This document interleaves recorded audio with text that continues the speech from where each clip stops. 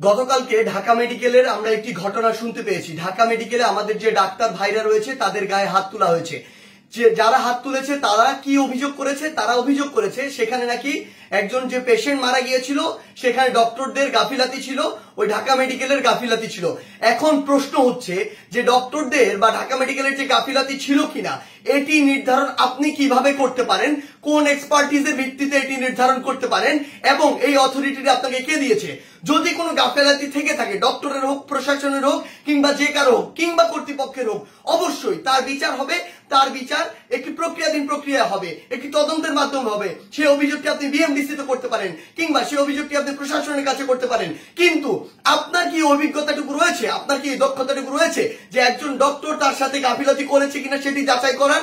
আমাদের সবচেয়ে বড় এখন যে সমস্যাটি হয়ে গিয়েছে, আমরা এই বাঙালিরা অধিকাংশ ক্ষেত্রে অধিকাংশ বাঙালি নিজেদেরকে সব জায়গার দক্ষ মনে করি এবং সব জায়গায় নিজের নাক গলাতে যাই।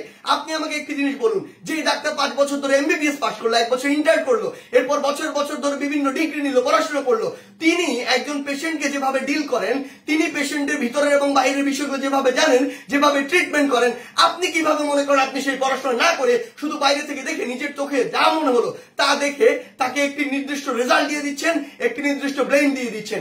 আমাদের জায়গা থেকে স্পষ্ট বার্তা, এরকম একটি ব্লেম দিয়ে আসলে যখন আপনি একজন ডক্টরের গায়ে হাত তুলেন তখন আপনি যে কাজটি করেন সেটি আমরা বৈষম্য বিরোধী ছাত্র আন্দোলন আমাদের জায়গা থেকে কোনোদিনও সমর্থন করতে পারি না। আপনাদের যদি কোনো অভিযোগ থাকে সেই অভিযোগটি আপনি জানাতে পারতেন। আমরা জানি আমাদের এই পুরো প্রসেসটিতে, এই ছাত্র জনতার অভ্যুত্থানে ডক্টররা কিভাবে ওই হসপিটালের ভিতর থেকে, ওই ইমার্জেন্সি থেকে তাদের ভূমিকাটি রেখেছে। আমরা দেখেছি যখন কিছু সরকারের পাঁচাটা স্পিরিট, ডক্টরদের যে স্পিরিট, সেই স্পিরিটটি যাদের মধ্যে নাই এমন গুটি কয়েক ডক্টর যখন ওই ছাত্র জনতার গণঅভ্যুত্থানে আমাদের আহত ভাইদের চিকিৎসা দিতে বাধা দিচ্ছিল, তখন অধিকাংশ ডক্টর নিজের জায়গা থেকে রিস্ক নিয়ে আমাদের ওই ভাইদেরকে চিকিৎসা দিয়েছিল। এমন অধিকাংশ ডক্টর রয়েছে যারা ডক্টরদের স্পিরিটটি ধারণ করে এবং আমাদের এই পুরো সময়টিতে আজকে পর্যন্ত আমার হসপিটালে যে আহত ভাইগুলো রয়েছে তাদেরকে নিরবিচ্ছিন্ন সেবা দিয়ে যাচ্ছে নিজের কথা চিন্তা না করে। সেই জায়গায় যখন এরকম করে কোন একজন আমার ডক্টর ভাইয়ের উপর এভাবে হাতটি তুলে, আমরা এটি কখনো সমর্থন করতে পারি না।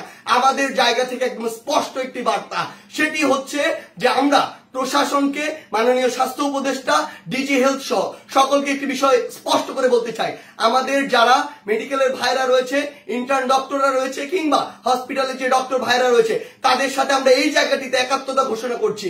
তাদের নিরাপত্তার সর্বোচ্চ ব্যবস্থা করতে হবে। তারা দিন রাত 24 ঘন্টা আমাদের জন্য কাজ করছে, অথচ কেউ একজন চাইলো আর একটা ব্লেম দিয়ে তাদের গায়ে এসে হাত দিয়ে দিল, এটি আমরা আমাদের জায়গা থেকে কখনো মানতে পারি না। আমাদের জায়গা থেকে একটি স্পষ্ট বার্তা হচ্ছে তাদের এই নিরাপত্তার ব্যবস্থাটি করতে হবে। এবং গতকালকে ঢাকা মেডিকেলে যদি ওই পেশেন্টের মৃত্যুর জন্য কোনো কর্তৃপক্ষের হোক, ডক্টর হোক গাফিলাতি থেকে থাকে, তদন্ত সাপেক্ষে তার যেমন বিচারের আওতায় তাকে আনতে হবে। কিন্তু গতকালকে ওই আমার ডাক্তার ভাইয়ের গায়ে যে হাতটি তুলেছে, অপারেশন থিয়েটার থেকে বের হওয়া একজন ডক্টরকে, তার অবশ্যই দ্রুততম সময়ের মধ্যে তাকেও গ্রেফতার করে তাকেও বিচারের আওতায় আনতে হবে।